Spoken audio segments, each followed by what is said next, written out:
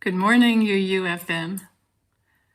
I'm the Rev Jill Jarvis, former minister at the Unitarian Universalist congregation of Lawrence, now semi-retired and currently spending part of each year with my husband, Chris, in a small village in the French Eastern Pyrenees. I'm speaking to you from there now, and it feels really good to be visiting you again, even though virtually today. It's been several years since I last preached at UUFM, when the ministers in our southern cluster were doing regular pulpit exchanges. I always appreciated being so warmly greeted and supported, especially by your Sunday services team. And that's true today as well. Thank you. This is an exciting time for you at UUFM, full of emerging possibilities, which also happens to be this month's Soul Matters theme. Reverend John Alou routinely praised your wonderfulness to colleagues, and she was so proud with you of the great progress you made together during that developmental ministry time. Which is not to say that a liminal period of emerging possibilities, such as this, doesn't also present somewhat of a struggle. In a few minutes, you'll be hearing a reading by writer, historian, and activist Rebecca Solnit, where she compares times such as this to the living soup of a caterpillar's chrysalis as it awaits its transformation, a soup that contains the imaginal cells of transformation, or I would add, of emerging possibilities. I invite you to think of yourselves, of this congregation, when you hear her words. May the best among us, the most visionary, the most inclusive, be the imaginal cells. I say, may you, UUFM, continue to recognize and encourage and nurture, and in fact, to be those imaginal cells that will catalyze your transformative process and help you to engage possibilities.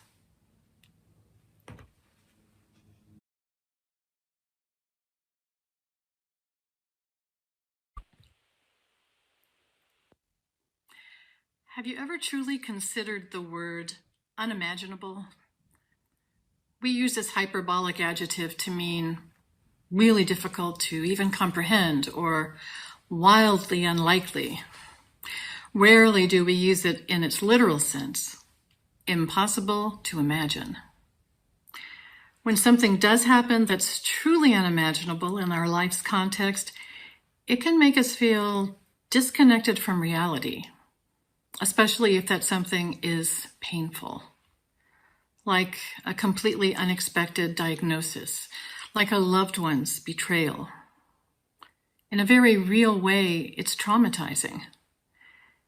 If profound enough, we might wonder, where is the hope?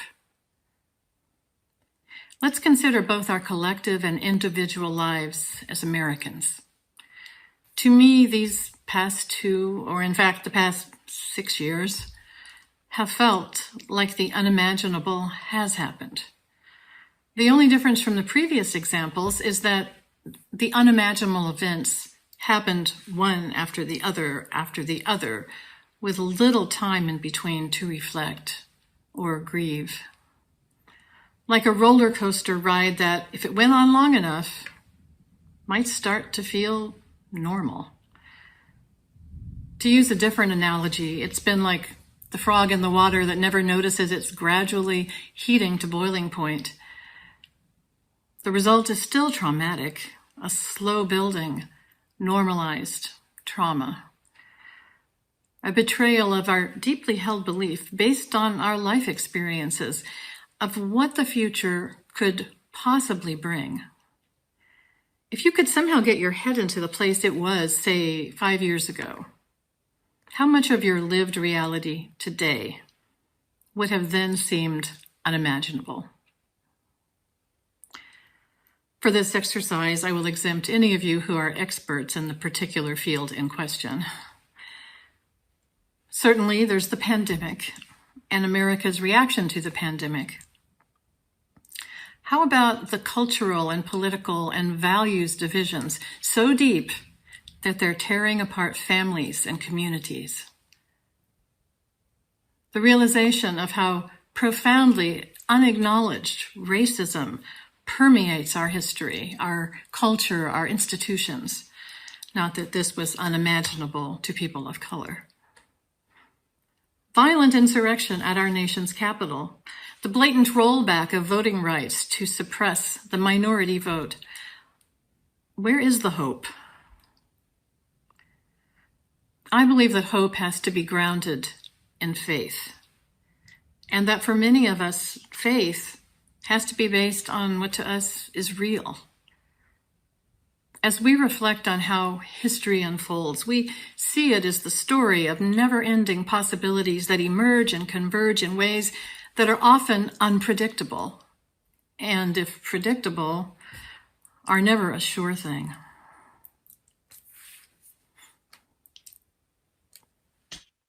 Understanding our role, the part that we are called to play as people of faith in this constantly evolving process, gives us purpose, and therein lies the hope. Therein lies also an opportunity to hold two almost opposing truths in tension, that none of us has control over the future, not even the immediate future, not even the results of our own actions. And why? Because our own actions are only one element of the outcome, and there are innumerable elements going back in time and space that converge to form that outcome. Almost all elements we don't know about and can't control. The opposing truth is everything we do matters. Every choice, everything we don't do matters. Some years ago, our UU ministers explored a year-long theological theme addressing the question, whose are we? Not who are we, but whose are we? Who are we accountable to? Who are we responsible for? Whose welfare do our beliefs and questions and actions influence? Who must be included in our circle of care? You might say that's an eerily relevant question today in these times of individual choices having a life and death impact on the larger community. Whose are we? The answer to that question that resonates most deeply with me is that we belong to the future.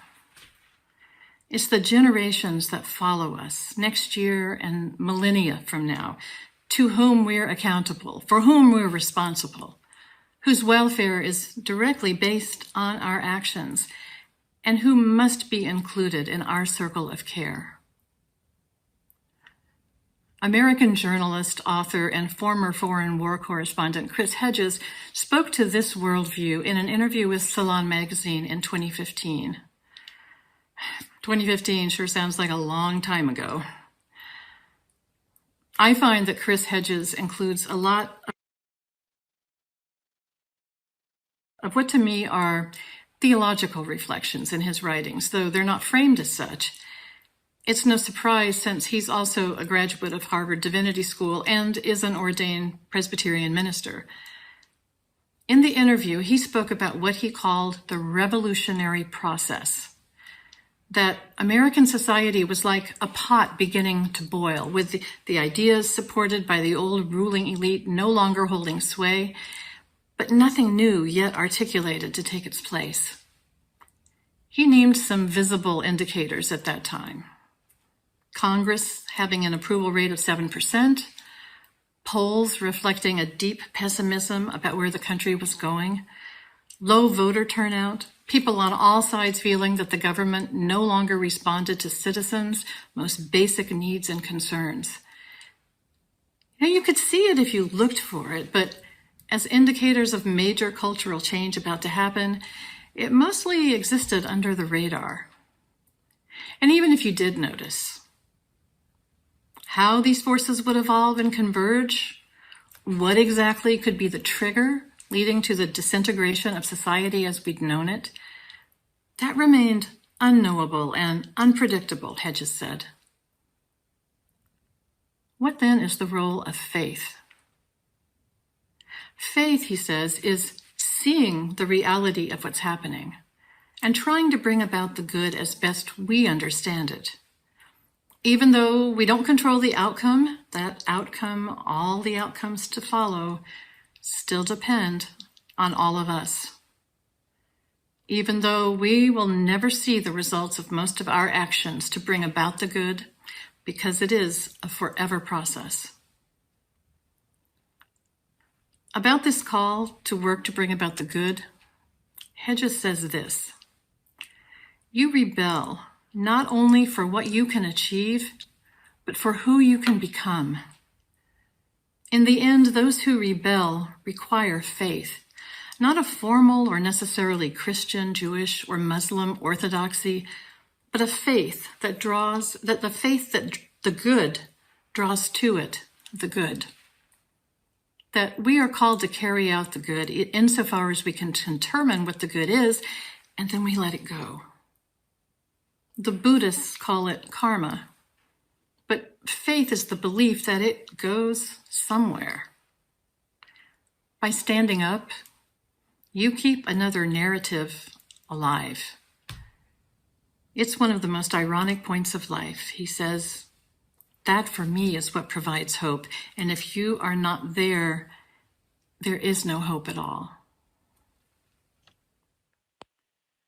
I believe that if we live inside this narrative, that we belong to the future, that what we do directly shapes the future for the good or otherwise, if we stay with this narrative as a guiding principle long enough to discover its implications for our lives, it holds the ability, the possibility of transformation. It all starts with the scientific theory of emergence. Now, I'm not a scientist, so I won't attempt to discuss the science, except to offer you my understanding that this is based on the observation that from simple elements, new realities emerge with a different level of complexity. And this is important, with a completely new identity, radically different from its constituent parts. So that this new whole is much more than, and much different from, the sum of its parts.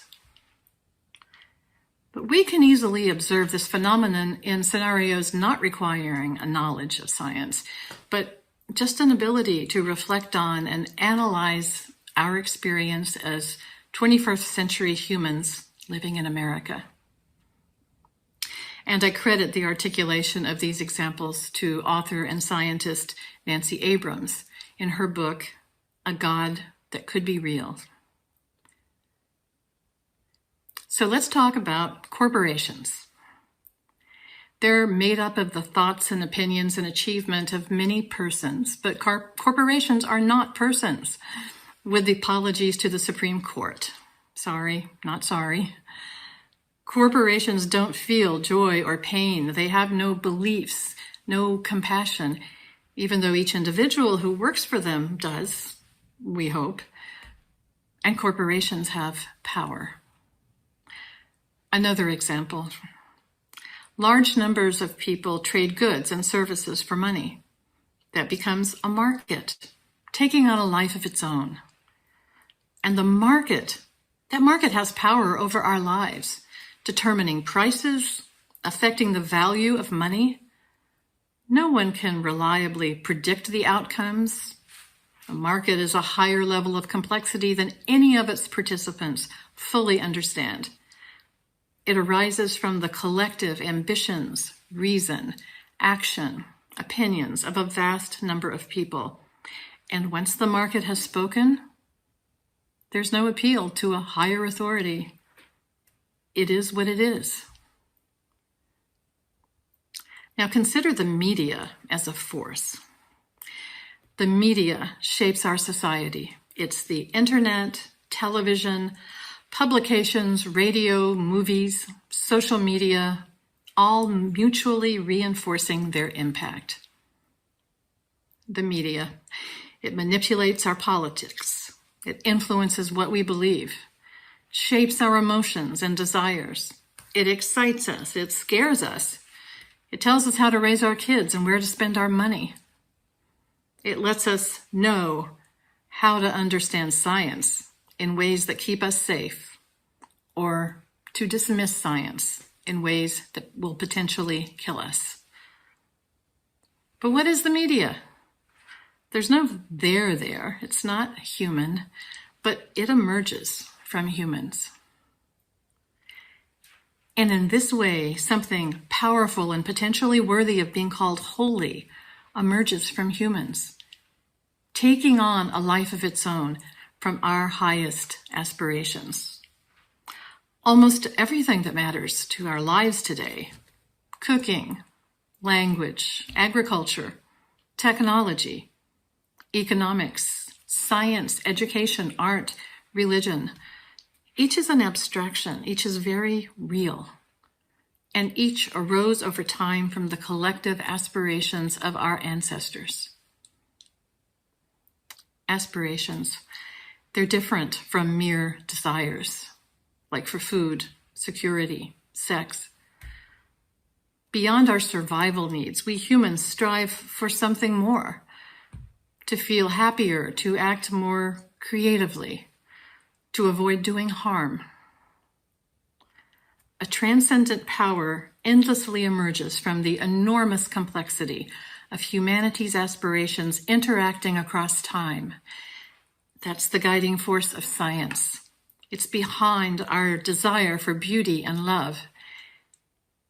And it has power in our lives when we try to imagine our participation in the universe and wonder what this emerging power might tell us if it could speak. What would it will us to do? It would speak for all of humanity, not for your favorite political party or for your country. It would speak on behalf of future generations. Careful though, a new reality that emerges from humans but takes on a life of its own doesn't necessarily deserve to be considered holy. If we don't individually and collectively reflect on this transcendent power to make sure it's really our best aspirations and not our survival fears guiding us, what can emerge instead are demonic forces. Also a new and different entity, uncontrollable by and possibly even unintended by any of its individual human parts. I offer you as one example, white supremacy culture. Another is extreme capitalism.